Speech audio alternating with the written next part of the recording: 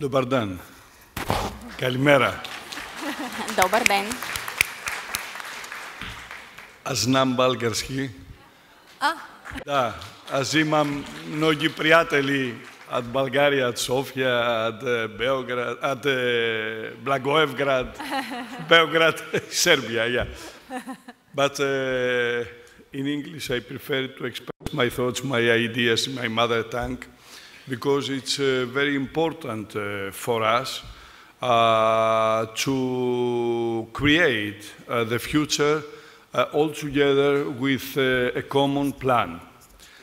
Για τον λόγο αυτό χαίρομαι ιδιαίτερα που βρίσκομαι κοντά σας και ευχαριστώ πάρα πολύ για την ευγενική πρόσκληση να είμαι... Και ευχαριστώ πάρα πολύ για την ευγενική πρόσκληση να είμαι ένας από τους ομιλητές σε αυτό το πραγματικά πολύ υψηλού επίπεδου συνέδριο. Чест е за мен да бъда сред говорителите на този значим форум от толкова високо равнище. Θα μου επιτρέψετε να ευχαριστήσω καταρχήν τους διοργανωτές για την πρόσκληση και να πω ότι χθες ήταν μια πολύ σημαντική ευκαιρία για μας, σε ένα δείπνο που παρατέθηκε, να ακούσουμε τον Πρόεδρο της Δημοκρατίας, να ακούσουμε εσάς κύριε Πρόεδρε και άλλες σημαντικές ομιλίες πάνω σε θέματα που αφορούν σε όλους μας.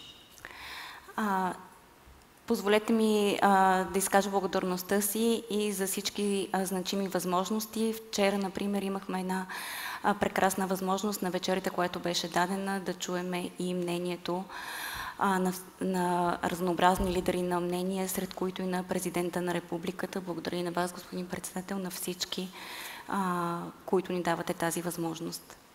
Όταν μιλάμε για το μέλλον της Βουλγαρίας, όπως όταν μιλάμε για το μέλλον της Ελλάδος, είναι βέβαιο ότι μιλάμε για το μέλλον της ίδιας περιοχής. Άρα λοιπόν, οφείλουμε να μπορέσουμε να χαράξουμε μία κοινή πορεία, όχι μόνο στις βασικές επιλογές μας γύρω από τα θέματα που πραγματεύεται αυτό το συνέδριο, αλλά μία κοινή πορεία συνολικά για την ανάπτυξη και το μέλλον μας. Когато говорим за бъдещето на Гърция, когато говорим за бъдещето на България, ние разбира се говорим за бъдещето на един и същи регион. Затова сме длъжни внимателно с целия си капацитет да планираме развитието, устойчивото развитие на нашия общ регион. Εξάλλου η συνεργασία ανάμεσα στις δύο χώρες είναι και παλιά και είναι πολύ έντονη. Ας μην ξεχνάμε ότι εδώ στην Βουλγαρία αυτή τη στιγμή αριθμούμε πάνω από 18.000 ελληνικές επιχειρήσεις οι οποίες δραστηριοποιούνται εδώ, απασχολούν περίπου 30.000 συμπατριώτες σας οι οποίοι συνεργάζονται με τις ελληνικές αυτές εταιρείες και αυτή η συνεργασία επεκτείνεται συνεχώς. Сътрудничеството между двата ни народа е старо, традиционно, много ползотворно и интензивно. Да не забравяме, че в момента в България развиват дейност над 30 000 гръцки предприятия, над 18 000 гръцки предприятия, в които са заети над 30 000 български служители. Και στο σημείο αυτό θα ήθελα να εξάρω και τη δράση του Βουλγάρο-ελληνικού επιμελητηρίου. Έχουμε εδώ τον Πρόεδρο, τον κύριο Σάβα Καραφιλίδη, ένα πολύ δυναμικό επιμελητήριο, το οποίο έχει περίπου 1.000 μέλη, επιχειρήσεις μέλη, εκ των οποίων το 60% είναι Βούλγαροι και το 40% είναι Έλληνες. Тук си заслужава да отбележиме и интензивната ползотворна дейност на Българо-гръцката търговска промишлена палата. Тук е нейният председател. Благодарим за тяхната дългогодишна работа. Те имат над 1000 членове, като 60% от тях са български предприятия, 40 гръцки. Επιτρέψτε μου λοιπόν, στα λίγα λεπτά που έχω στη διάθεσή μου, να σας παρουσιάσω το πρόγραμμα από την δική μας πλευρά, πώς εμείς αντιλαμβανόμαστε την ανάπτυξη, όχι στην Ελλάδα γενικότερα, αλλά ιδίως στη Βόρειο Ελλάδα, η οποία γειτονεύει με τη Βουλγαρία και έτσι μιλάμε για την ίδια πραγματικά περιοχή. Позволете ми да споделя с вас нашата адженда, нашата програма като граничен район в Северна Гърция. Имаме много общи проекти, така че споделяме и обща визия. Това е което ни предстои. Και δεν χρειάζεται, ξέρετε, πολύ φαντασία για να μπορεί κανείς να σχεδιάσει στο μέλλον σε μία περιοχή η οποία διαθέτει τα 4 πιο σημαντικά λιμάνια της χώρας μας, διαθέτει την Εγνατία Οδό που συνδέει την Ανατολή με τη Δύση, τον Ευρωπαϊκό Νότο με τον Ευρωπαϊκό Βορρά, διαθέτει τον Σιδηρόδρομο και πάνω απ' όλα διαθέτει το μοναδικό πλεονέκτημα του να βρίσκεται πάρα πολύ κοντά με τις γύρω περιοχές. Χθες έφυγα στις 4 η ώρα το απόγευμα από τη Θεσσαλονίκη και στις 7 η ώρα ήμουν στη София.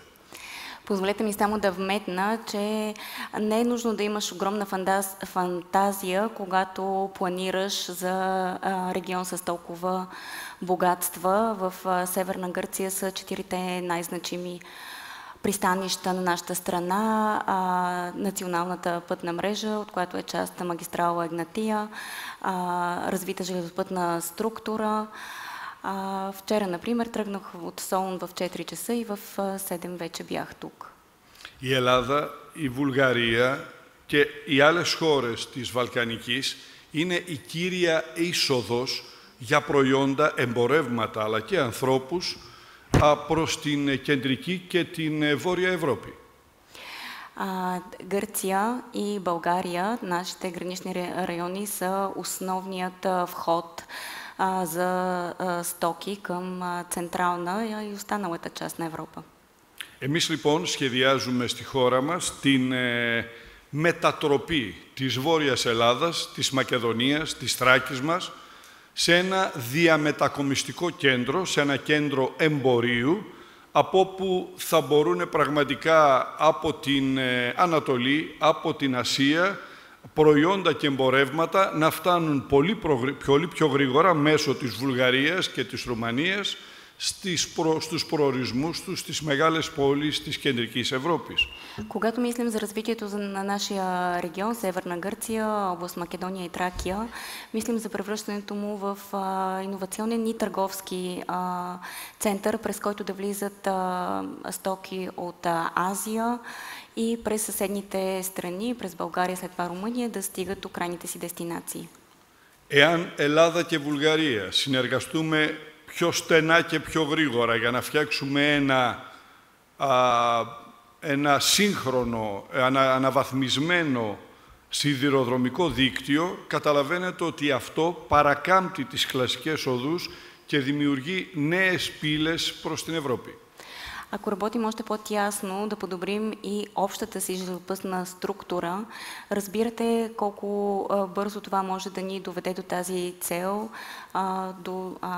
до този основен стремеж и визия. Ήδη στη Θεσσαλονίκη έρχονται μεγάλες εταιρείες κολοσσί, όπως είναι η Microsoft, η Pfizer, η Deutsche Telekom, η Demand, η Deloitte και επενδύουν στη Θεσσαλονίκη. Ξέρετε γιατί? Γιατί ακριβώς όπως σας είπα απέχουμε 3 ώρες από τη Σόφια, απέχουμε κάτι περισσότερο από τα Τύρανα, από τα Σκόπια, από το Βελιγράδι, από το Βουκουρέστι, από την Κωνσταντινούπολη. Άρα λοιπόν όλη αυτή η περιοχή είναι μια ιδανική περιοχή που μπορεί να προσελκύσει ξένες επενδύσεις, αλλά μπορεί κυρίως να ενθαρρύνει εγχώριες επενδύσεις, επενδύσεις της πατρίδας σας, επενδύσεις από τη δική μου πατρίδα. Вече, както знаете, в Солун специално инвестират, реализират огромни инвестиции компании гиганти, като изброените международни компании. Защо го правят това? Защото виждат бързият вход към София, към Букурещ, към всички околни страни, към Европа. Това е много важно, защото по този начин насърчаваме и вътрешните си инвестициите от наша страна, което може да стане и при вас. Το δεύτερο που μας ενδιαφέρει πάρα πολύ είναι να μπορέσουμε να αξιοποιήσουμε τον τομέα της παιδείας και του πολιτισμού.